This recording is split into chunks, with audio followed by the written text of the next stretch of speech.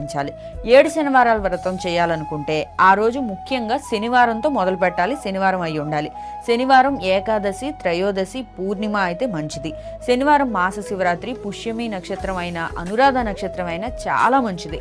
ఈ ఒక్క వ్రతం ప్రారంభానికి శ్రావణ మాసంలో మొదలు పెట్టడం లేదా ఆషాఢ మాసంలో మొదలుపెట్టి శ్రావణంలో పూర్తయ్యేలా కూడా ప్లాన్ చేసుకోవచ్చు.